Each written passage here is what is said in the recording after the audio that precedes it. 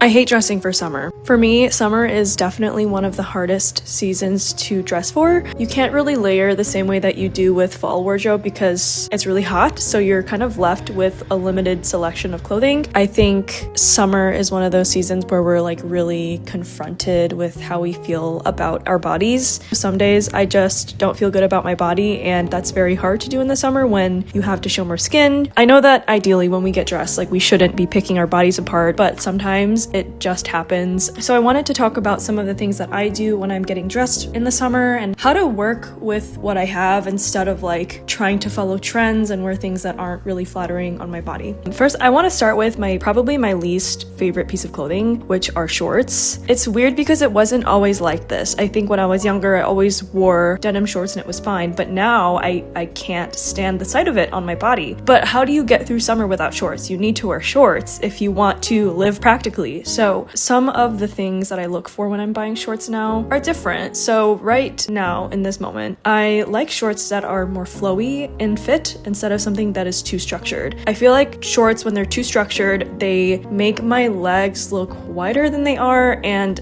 I just don't think it's as flattering versus when you're wearing shorts with some drape. I feel like it just looks better on like a curvier figure. I think this is another fashion struggle that I have with summer wardrobe, is that it is very easy for my outfits to look like really boring and basic because like we're kind of stuck with like a t-shirt or like a tank top and like some shorts or a skirt. Because we're relying so heavily on fewer pieces to do like the visual heavy lifting, those pieces need to look interesting, whether that's in the pattern, the color, or the fit. I think like when I want something more from my outfit, I will reach for like a pattern. Patterns are amazing because they add a lot of visual interest to your outfit without you needing to try that hard. Wearing a white dress, like an entirely white dress, is so boring. Like you really can't go wrong with a floral pattern, a stripe, or even like polka dots. I have been seeing a lot of polka dots this summer. I'm really obsessed. This one from Cezanne, the brown dress with the dots,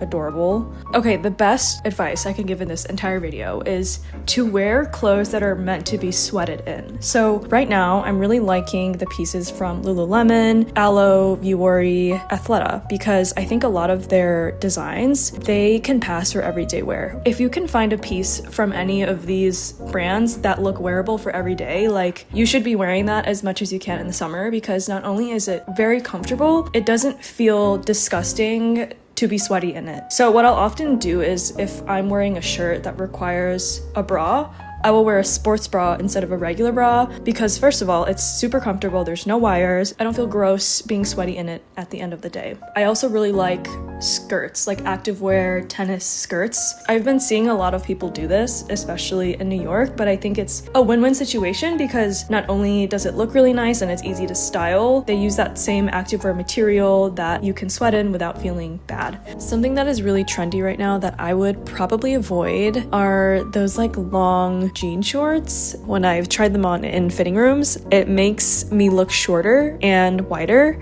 For me personally, I think on petite curvy girls, like the shorter the denim short, the better. I'm not saying that we should all be showing our cheeks out here, but I try to get as close to that line as I can without actually having cheek out. I just think it has to do with the proportion of short to leg to torso. Something about a tinier short I think just looks better on a curvy petite body. My next piece of advice is to wear cotton that is so thin that it's like almost transparent. I think in my experience, light and airy cotton pieces that are almost see-through are the most comfortable to wear when it's like really hot and humid, since it's more transparent. I'm not saying that we should all be flashing our nips under our shirts. I will typically pair this with like a nude underwear and a nude bra. If you've seen my last video, you know I do not like linen, and a lot of people recommend linen, but I find linen quite itchy, and I think like a light cotton shirt does the same without the scratchiness and also the price tag. When you're shopping for clothes for your summer wardrobe, avoid clothing when it's made in a material that doesn't fit in the context it was designed for. So like Think like a knit t-shirt. Knitwear in hot weather, like it'll just cling to your skin. It's going to feel sweaty. It will not be a comfortable time. I've worn shirts like this, and usually by the end of the day, it feels like I'm wearing a soggy sweater. I see where brands are going with this because, like, yes, it's cute. It's unexpected to make like a tank top in like a heavy knit material. It just doesn't make sense when like a tank top is usually for hot weather. Like, why would you make that in a knit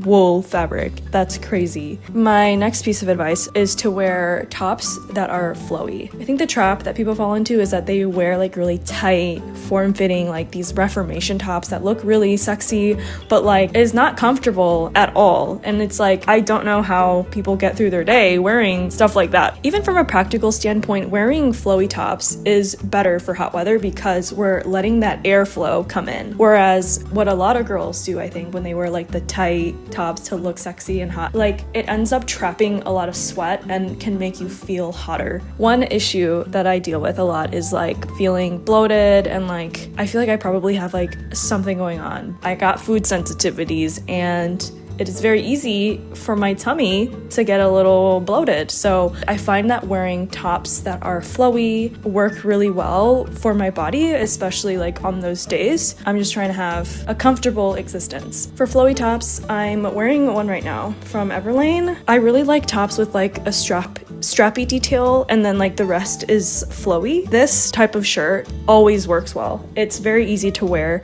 My next piece of advice is that you don't have to wear lighter colors, bright pastels, if that's not what you're comfortable in. I think that if you feel most confident in navy and black, then you should wear that. Some days I will gravitate towards darker colors because usually darker colors do a better job of like hiding certain things, whereas like brighter colors, they will tend to make everything stand out. Like sometimes I just want to be discreet. Like I don't need to stand out. I want to look simple. Like my outfits don't need to pop off every day. My next piece of advice is that if you don't want to emphasize your arms, one way to do that is to wear a top with like a flowy sleeve. Like flowy sleeves are also better in the summer in my opinion because it has better ventilation. A tight sleeve can feel too hot and like it's sweaty. I think flowy sleeves are also more practical for getting through the heat. My favorite shirt at the moment that has like a flowy sleeve is this one from Denim. It's probably the most expensive piece I've bought outside of like outerwear. It was kind of silly how much I paid for it, but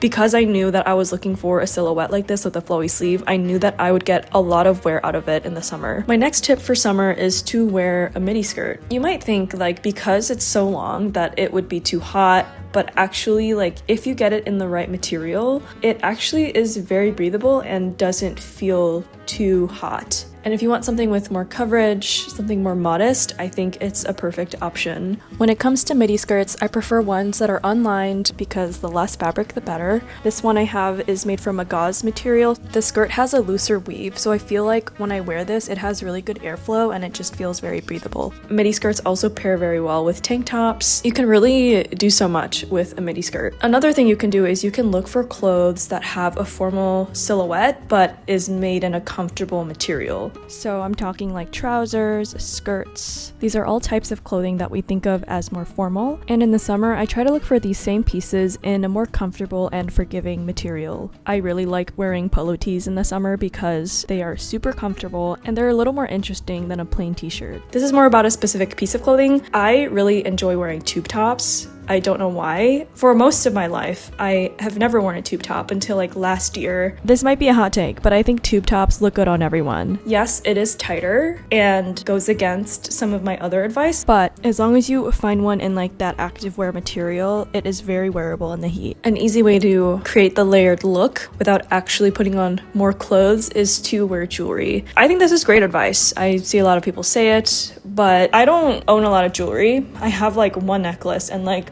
3 pairs of earrings. Another way that's underrated to spice up your outfits, like another way to accessorize, is to experiment with your hair. So like getting an interesting haircut, like having shorter hair I think is in general easier to manage and more comfortable in the summer. One hairstyle I think is really good for summer are like putting your hair in 2 braids. It gets the hair out of the way and it like also adds a bit of cuteness and a bit of like daintiness to an outfit. I feel like makeup can also contribute to the overall look of your outfit and make it look more interesting. Experimenting with a different blush, a different lip color, or even just adding a bit of glitter, that also can contribute to the overall look. And it doesn't involve putting on more clothes and feeling hotter. If all else fails, if you hate everything you're putting on and nothing feels good, you cannot go wrong with a white t-shirt and a denim short. It's timeless, it's classic. Yes, it looks less interesting and less elaborate, but like if you find a really nice fitting white t-shirt and a really beautiful denim short, that I think is beautiful and timeless in its own way. It's more subtle, but like I appreciate the attention to detail when I do see that. That is all I had for today's video. I'll see you in the next one. Bye.